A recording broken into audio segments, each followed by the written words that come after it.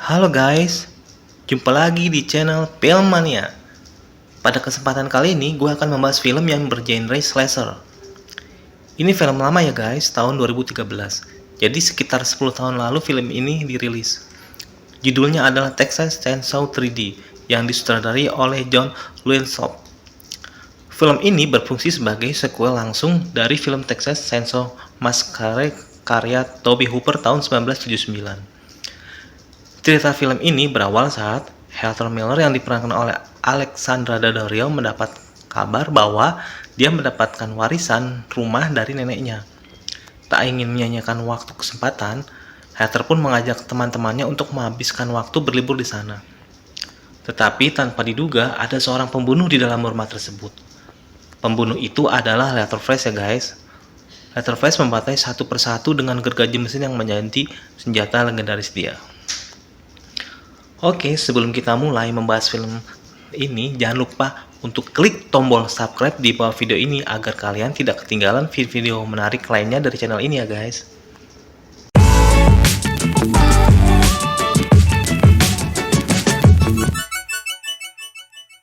Dibuka dengan potongan-potongan dari adegan film aslinya, Texas Chainsaw kemudian memulai kisahnya dengan memperlihatkan apa yang terjadi setelah Sally berhasil kabur dari kejaran Leatherface dan melaporkan kejadian yang baru saja ia alami pada polisi. Sheriff Hooper bergegas menuju rumah keluarga Sawyer untuk menangkap Leatherface. Drayton awalnya sudah setuju untuk menyerahkan Leatherface. Namun sekelompok warga dipimpin oleh Bert Hartman keburu datang dan membakar rumah keluarga Sawyer. Para warga yang tidak terima akan perbuatan keluarga Sawyer memutuskan untuk membakar mereka hidup-hidup, termasuk Leatherface yang di sini diketahui bernama Jedediah Sawyer.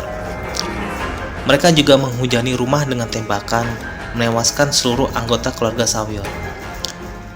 Beberapa waktu kemudian, setelah api padam, sheriff dan warga menyisir reruntuhan rumah. Salah satu warga, Gavin Miller, menemukan Loretta Sawyer dan bayinya di garasi mobil. Ia lantas membunuh Loretta dan mengambil bayi tersebut. Kemudian diam-diam Gavin meninggalkan TKP dan menyerahkan bayi tersebut pada istrinya Arlene. Sejak itu ia pun merawat dan membesarkan si bayi sebagai putrinya sendiri dengan nama Heather Miller. Kemudian kisahnya melompat sekitar 20 tahun kemudian ya guys. Scene dilanjutkan dengan seorang gadis cantik yang sedang memotong daging segar. Gadis cantik inilah yang dirawat oleh Gavin dan Arlene. Dia adalah Heather Miller yang sudah beranjak dewasa. Suatu hari Heather main ke tempat pacarnya Ryan dan mendapatkan surat warisan yang isinya pemberitahuan tentang neneknya Verna Sawyer yang baru saja meninggal. Saat itu juga dia baru saja mengetahui bahwa faktanya Gavin dan Arlene bukanlah orang tua kandungnya.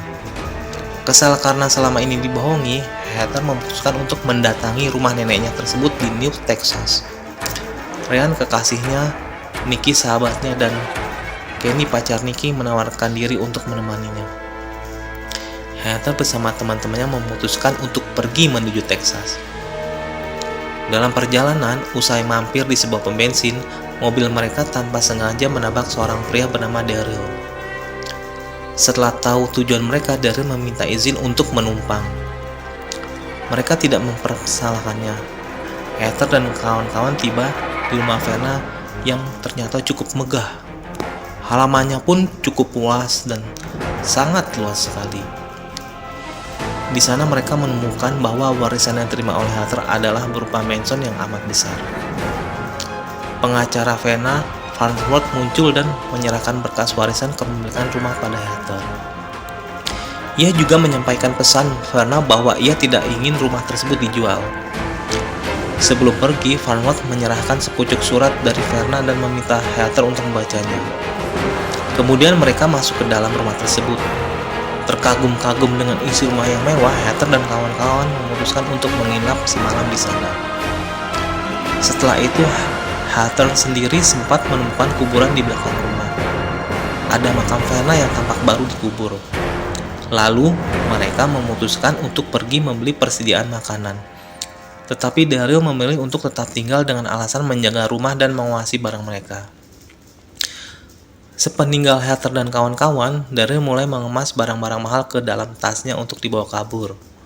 Ternyata Daryl memang maling, lalu memasuki ruang penyimpanan anggur di bawah tanah. Daryl mendapati sebuah ruangan yang pintunya tertutup rapat. Mengira ada barang berharga di dalamnya, Daryl berusaha keras untuk menjebol pintu tersebut. Namun sungguh apes nasib Daryl. Tak disangka Leatherface tiba-tiba muncul di depannya dan membunuhnya. Sementara itu, di kota, Heather bertemu dengan Deputy Clark Burt yang kini menjabat sebagai wali kota. Setelah tahu Heather mewarisi rumah Verna, Burt meminta Heather untuk menjual rumah tersebut kepadanya. Tapi Heather menolak mentah-mentah dan langsung meninggalkan Burt. Kemudian setelah mereka kembali ke rumah, mereka mendapati rumah dalam keadaan berantakan dan Daryl sudah tak ada lagi di sana. Mereka pun menyimpulkan Daryl kabur setelah mencuri barang-barang yang ada di sana. Malam harinya saat menyiapkan makan malam, Kenny penasaran dengan pintu menuju ruang bawah tanah yang terbuka. Lalu dia ke bawah menyusuri tempat yang membuat dia penasaran. Tanpa disadari di bawah ia tiba-tiba diserang oleh Leatherface menggunakan pengait daging. Nikki yang menyukai Ryan menyebaknya untuk datang ke gudang.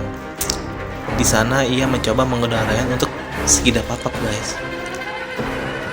Sementara itu Heather menemukan jasad Verna yang sudah mulai mengurai di atas lantai. Berusaha mencari teman-temannya, ia malah bertemu dengan Leather di dapur. Leatherface lalu menarik Heather hingga ia terjatuh dan tak sadarkan diri. Heather terbangun dan mendapati dirinya berada di ruang bawah tanah. Di hadapannya sudah ada Leatherface dengan santai memutilasi tubuh Daryl dan lanjut mengait tubuh Kenny ke pinggang.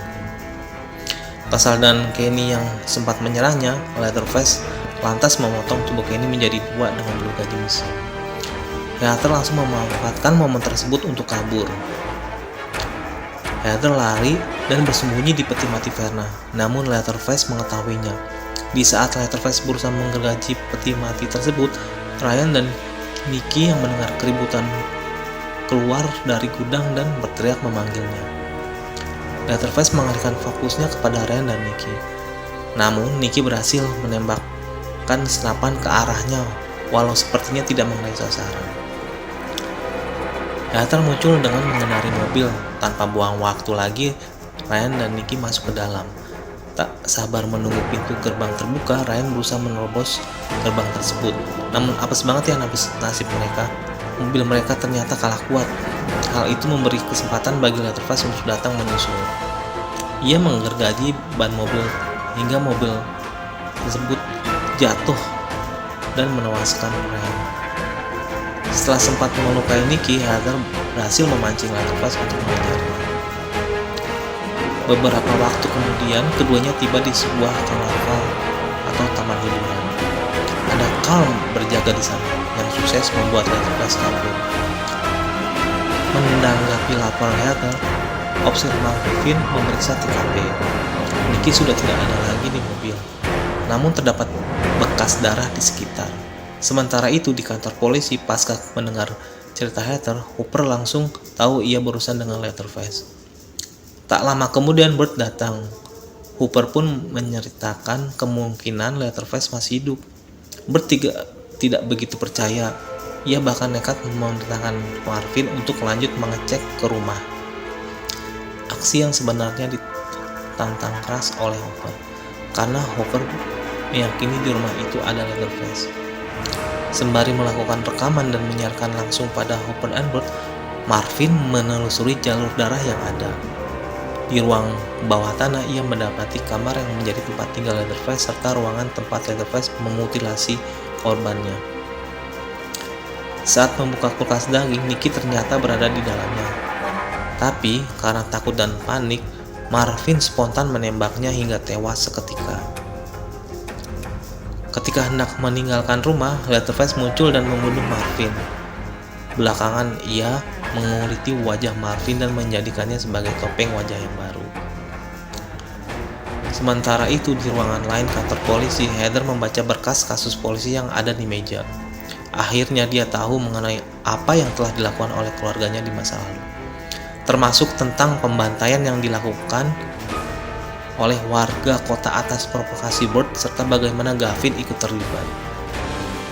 Setelah kabur dari kantor polisi, Heather menghubungi Farnsworth dan mempertanyakan tentang rumah warisan yang ia terima. Farnsworth merespon dengan meminta Heather untuk menemuinya di sebuah bar. Di sana, Farnsworth menceritakan tentang Leatherface yang ternyata adalah Jet, sepupu Heather. Ia selamat dari aksi pembantaian warga. Leatherface menyerangnya karena tidak tahu bahwa Heather adalah saudaranya. Tak lama, Burt tiba di bar. Heather berhasil lolos dan bertemu dengan Carl. Carl berjanji akan membantunya, namun di luar dugaan, ia ternyata adalah putra dari Burt. Heather sangat kesal telah dibohongin Carl. Burt memerintahkan agar Carl membawa Heather ke rumah jagal agar mereka bisa membunuh semua keluarga Sawyer yang tersisa. Sementara itu, tahu bahwa Heather dibawa oleh Carl, Farnsworth menuju kantor polisi dan melaporkannya pada Hooper.